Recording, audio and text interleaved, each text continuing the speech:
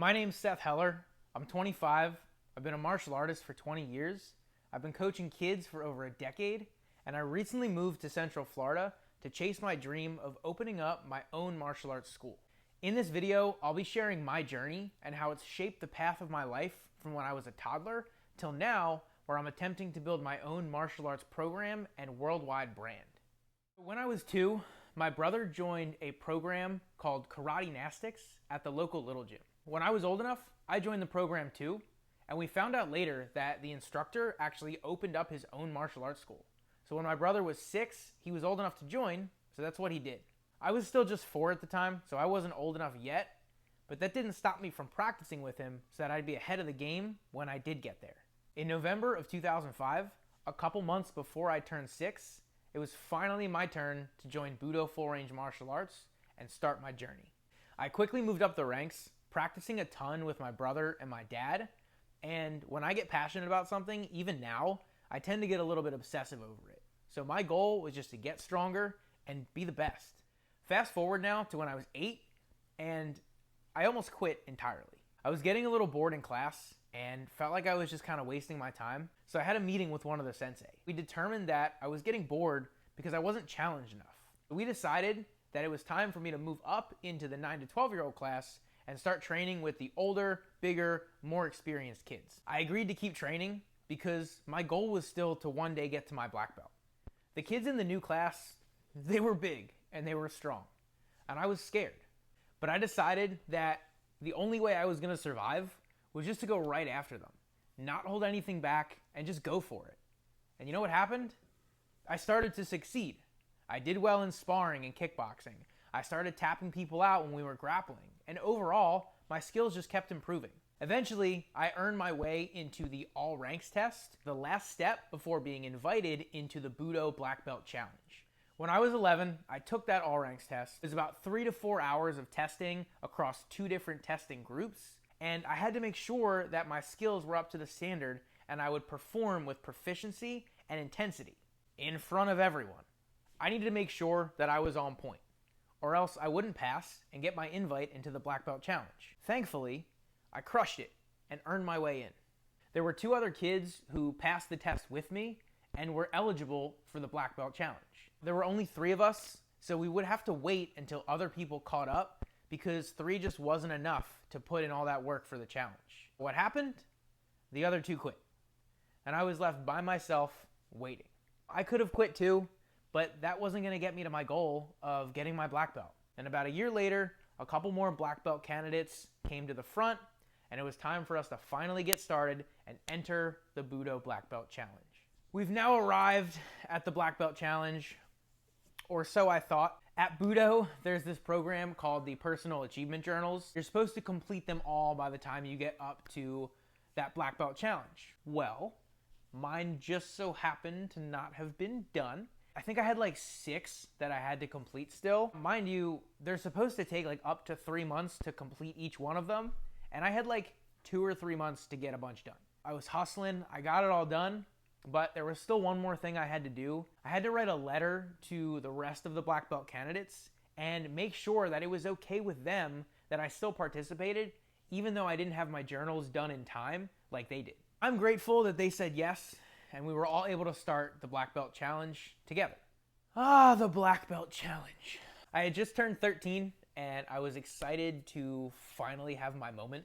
Ahead of me and the fellow black belt candidates was a 10-week prep cycle, which was 1 weekly black belt prep class, 3 regular group martial arts classes per week, plus we had our black belt journal where we were logging our days, our classes taken, workouts, nutrition, all kinds of stuff. At the end of 10 weeks, we would take a 3-day prep test. Then if we passed that, we would enter a 6-month probationary period to continue our training and show that we were committed not just to getting our black belt, but to being black belts for the long term. After those 6 months, we would hit a progress check test where we would officially receive our Budo junior black belts. So we got started, and started with a bang. The most vivid memory that I have from that first black belt prep class was we were doing like a hard warm-up, setting the tone for what the challenge was gonna be like. We look up and Sensei had written in huge letters on the big whiteboard, "Mediocrity will not be tolerated." That really got the message across. This was gonna be one of, if not the hardest thing that I had ever done and probably would ever do. We're now knee deep into the Black Belt Challenge, and some highlights of the 10-week prep cycle include running my first mile, holding a horse stance for 10 minutes straight, and blood. Lots of blood. I was not very good at keeping my hands up at that point. But after 10 weeks, it was time for the 3-day test. Friday night was mainly about kata, or forms. Saturday was mostly live kickboxing sparring, as well as some grappling skill and technique. And then Sunday was a grind.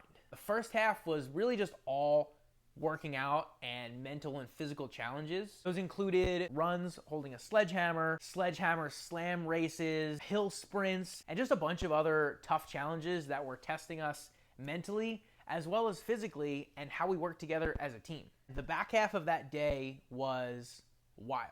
It was all MMA sparring and live grappling with both Sensei and then a few prior black belts that they had. So it was just grueling. Honestly, through the whole weekend, I was proud to have just survived and not quit.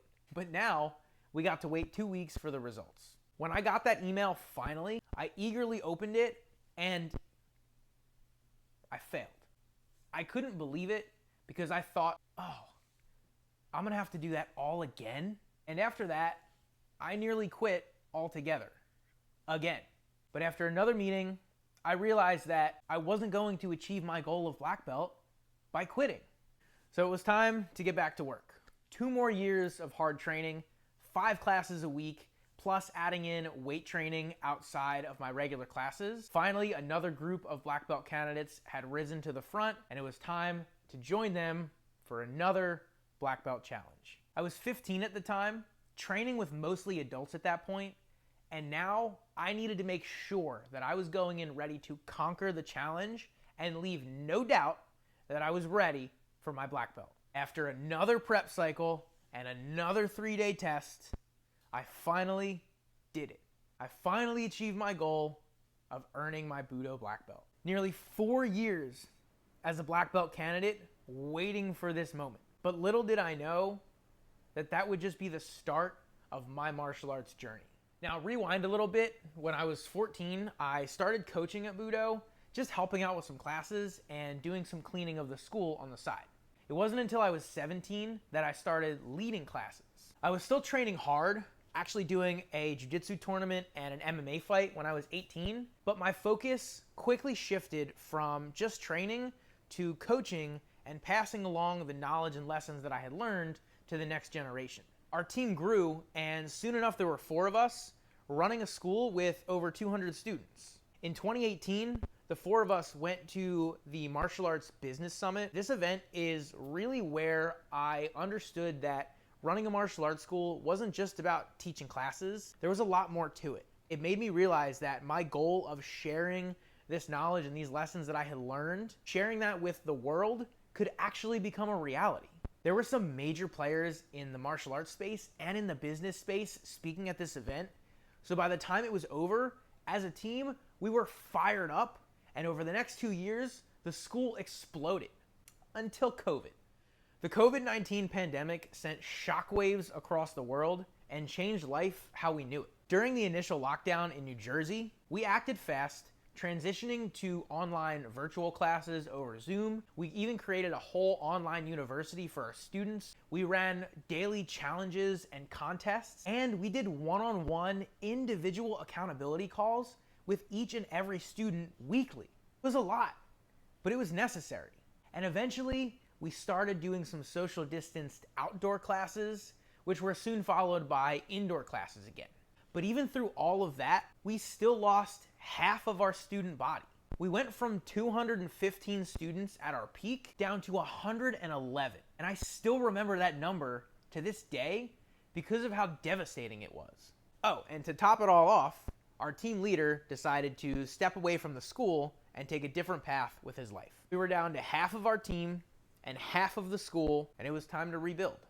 In July of 2020, we finally started allowing new students in the door again. We slowly started rebuilding the student body, and in October of 2022, we got a boost. Sensei Carlo, one of the owners and founders of Budo, actually came back and he was working with us to improve our coaching and the program overall, and even step back on the mat himself, taking on a handful of classes. With more direction and the program consistently improving, it felt like we were finally hitting our stride again. And over the next couple of years, we would set record highs for the school in terms of students that we were able to serve. Now, Budo Full Range Martial Arts serves over 250 students up in New Jersey. But where does that leave me? Well, I decided that it was finally time for me to go off on my own, take the knowledge and skills that I've gained over the last 20 years of being a martial artist and over a decade of coaching and working with kids, and finally work towards that dream of starting my own martial arts program that reaches across the globe. The goal is to impact kids like I was impacted through martial arts. That's my mission, and the next step is right here in Central Florida. Thank you so much for watching, and I'm really looking forward to connecting with you in the comments and on my other social channels that are linked in the description.